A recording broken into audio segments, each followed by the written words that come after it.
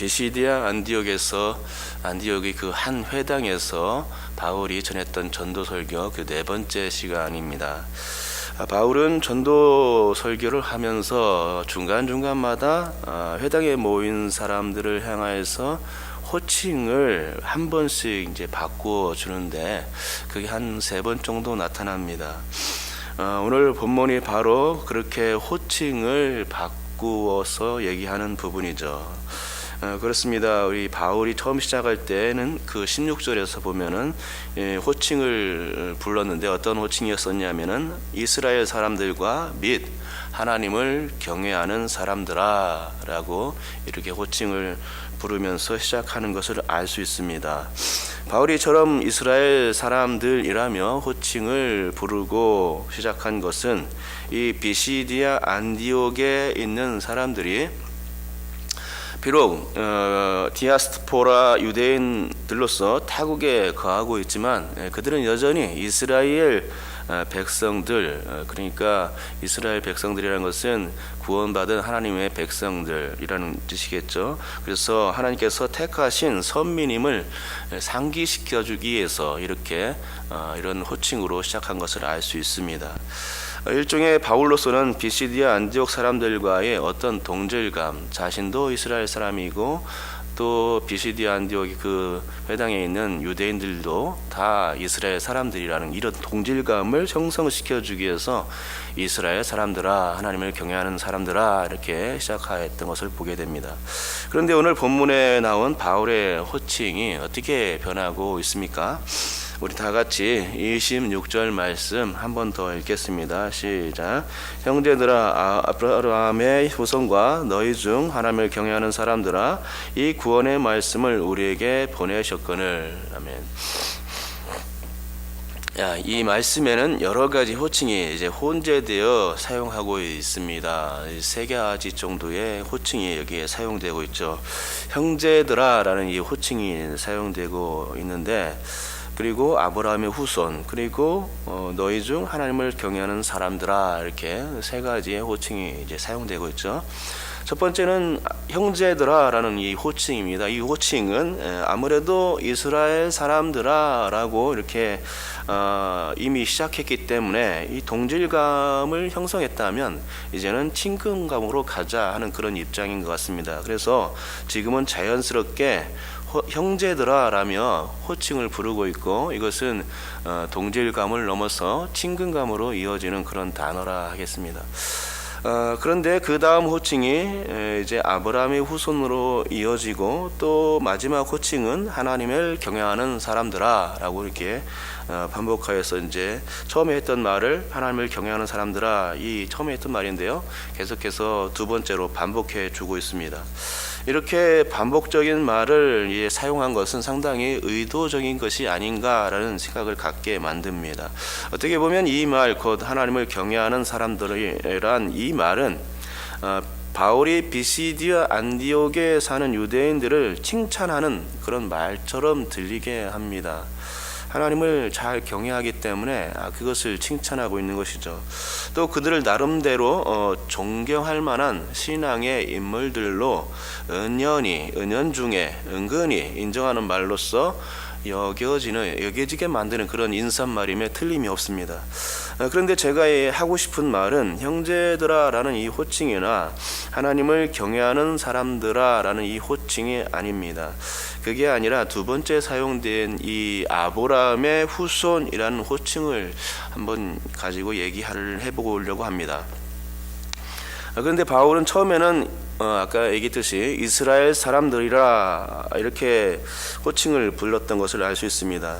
그러면서 그 이스라엘과 관계된 이야기들을 풀어나갔던 것을 알게 되죠. 그 이스라엘 사람들이 꼭 기억해야 할 사건인 출애굽 사건과 가나안 정복에 관한 이야기부터 들려주었던 것입니다. 그것은 다 이스라엘과 관계된 일이죠.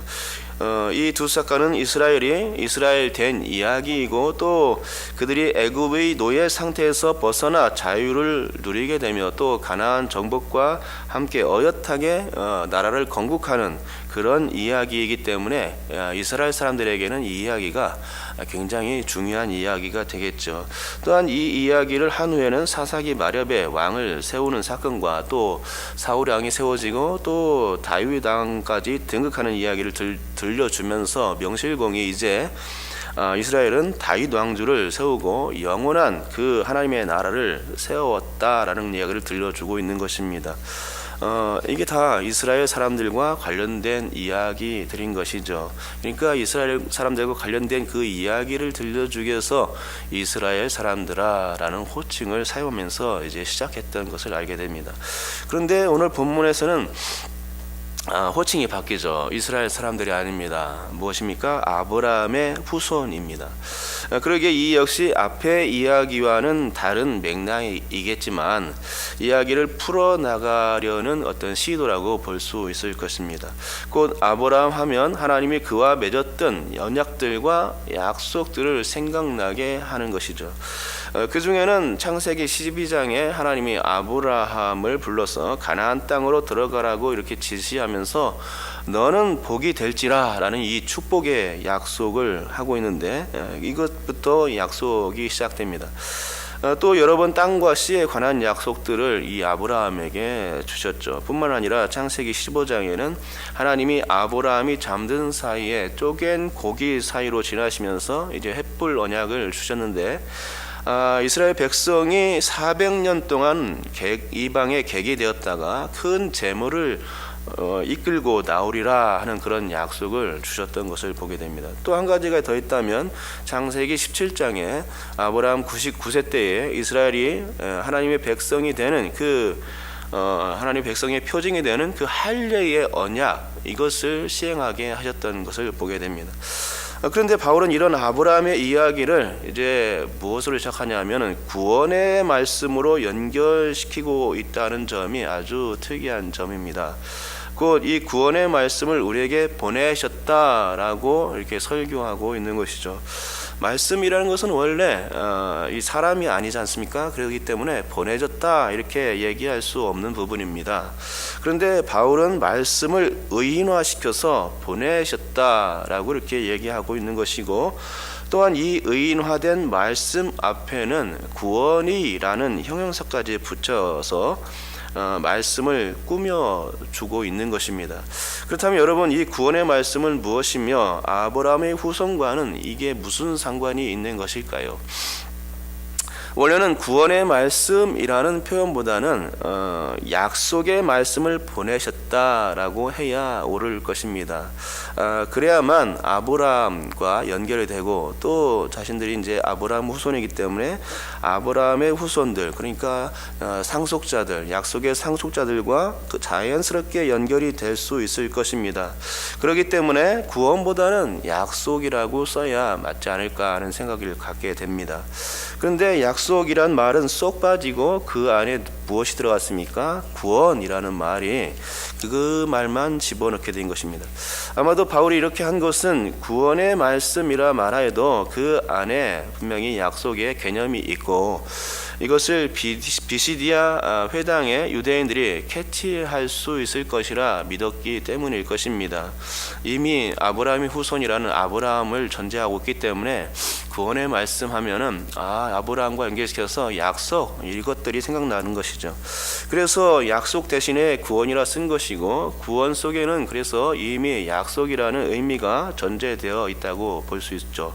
그래서 이 구원의 말씀을 보내셨다라고 할 때에 약속의 말씀이 구원의 형태로 성취되었음을 보여주는 말인 것입니다. 그렇습니다. 이렇게 해서 약속의 말씀이 구원의 말씀이 된 것입니다. 그리고 약속의 말씀이 구원의 말씀으로 의인화되어서 이 땅에 보내어진 것임을 바울은 설교하고 있습니다. 사실 이 약속의 말씀은 모세를 비롯한 많은 선지자를 통해서 계속해서 선포되어졌던 그런 말씀입니다. 아브라함뿐만이 아니죠. 그러니까 많은 선지자들이 이 약속의 말씀, 이 구원의 말씀에 대해서 얘기했습니다. 그런데 이 말씀은 한 사람을 지목하고 있었습니다. 곧 그 약속의 말씀들 이런 것들인데요. 그분은 유대 땅 베들레헴에서 올 것이다. 이새의 줄기에서 한 싹이 나며 그 뿌리에서 한 가지가 나서 결실할 것이다. 그 구리토기는 남아있는 것 같이 거룩한 씨가 이 땅의 구리토기니라. 내가 알기에는 나의 대속자가 살아계시니 마침내 그가 땅 위에 서실 것이라. 보라, 처녀가 잉태하여 아들을 낳을 것이요 그의 이름을 임마누엘이라 하리라. 여호와의 말씀이라. 보라, 때가 이르리니 내가 다윗에게 한 의로운 가지를 일으킬 것이라. 라는 등등의 말씀들. 이 모든 그 예언의 말씀들이 모두 다 한 사람을 지목하기 위한 그런 예언들이었고 모두 다 약속의 말씀들입니다. 그리고 결국 이 말씀들은 어떻게 성취되었습니까? 예수 그리스도의 오심으로 구원의 말씀이 보내져서 성취된 것입니다. 그렇습니다. 결국엔 약속의 말씀인 예수 그리스도께서 오셔서 하신 일이 이제 구원의 성취였던 것입니다. 그러기에 바울은 그렇게 구원을 성취하신 예수 그리스도를 구원의 말씀이라 이렇게 표현하게 된 것이죠. 그러니까 약속의 말씀이 구원의 말씀이 되고 이 구원의 말씀은 다시 예수 그리스도께 적용될 수 있는 말씀이 되는 것입니다. 하지만 어떻습니까? 유대인들이 예수님을 구원의 말씀으로 알았습니까? 그렇지 않았습니다. 예수님을 구원의 말씀으로 알지 못했고 전혀 깨닫지 못했습니다. 오히려 그들은 예수님을 시기했고 백성들로부터 인기를 독차지하고 있던 그 예수를 어떻게 해서든 죽이려 했던 것을 알게 됩니다. 유대인들이 약속의 말씀, 그 말씀이 왔는데 구원의 말씀, 그 구원의 말씀이 왔는데 그것을 전혀 알아보지 못했던 것입니다. 그래서 예수 그리스도를 어떻게 했습니까?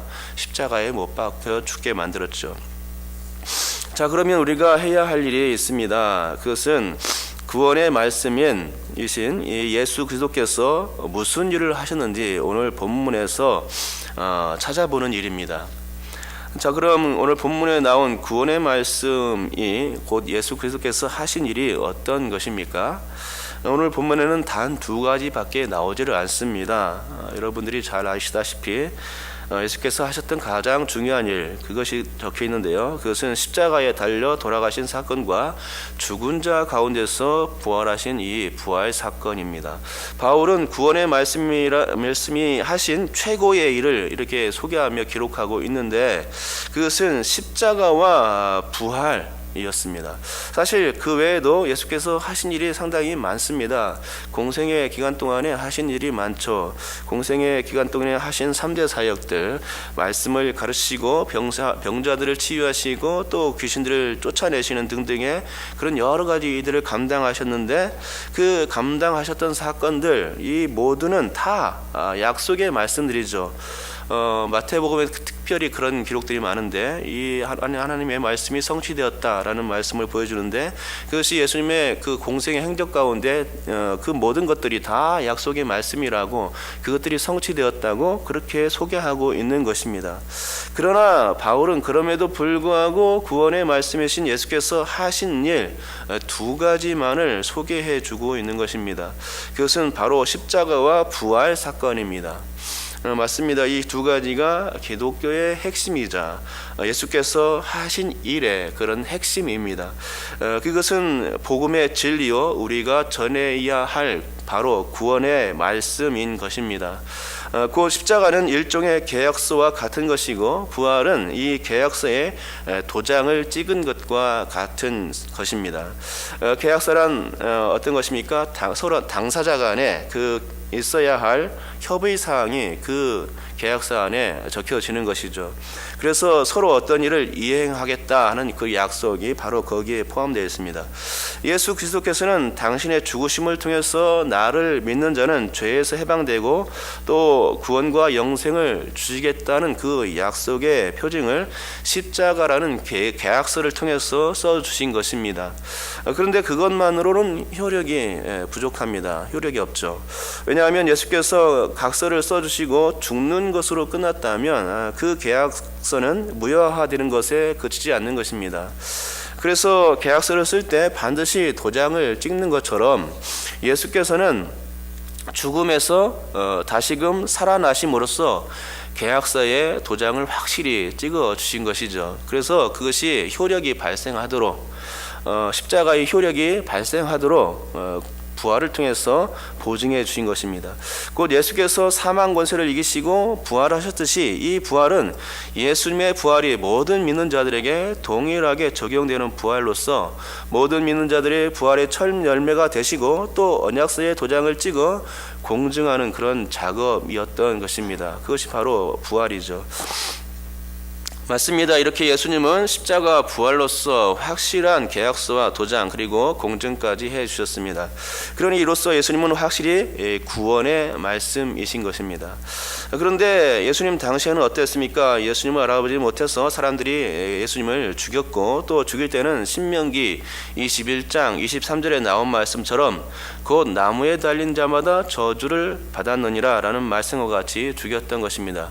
그러면서 예수가 저주를 받은 자 이런 생각을 가졌죠. 이 모든 게 유대인들의 잘못된 생각, 곧 예수님의 구원의 말씀임을 깨닫지 못했기 때문입니다. 그래서 바울은 이런 예수 그리스도에 대한 오해를 불식하고 너희도 예수님을 죽였던 그 무리들처럼 하지 말고 깨닫고 돌아와 예수님이 구원의 말씀임을 인정하고 믿으라는 차원에서 말씀을 전했던 것입니다. 맞습니다, 여러분. 우리가 확실히 알아야 되는 것은 예수님이 어떤 분이라는 것을 알아야 되냐. 그것은 예수님이 확실히 구원의 말씀이라는 것입니다.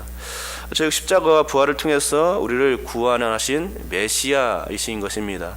그러니 오늘 또 이 구원의 말씀이신 예수님을 붙들고 승리할 수 있기를 간절히 바라며 오직 구원의 말씀 속에 그 약속이 전제되어 있음을 믿고 오늘 또 소망으로 그 구원을 향해서 달려갈 수 있는 여러분 될 수 있기를, 그래서 이 약속의 말씀, 구원의 말씀을 믿고 승리할 수 있는 하루 또 한 주간 될 수 있기를 주님의 이름으로 축복합니다.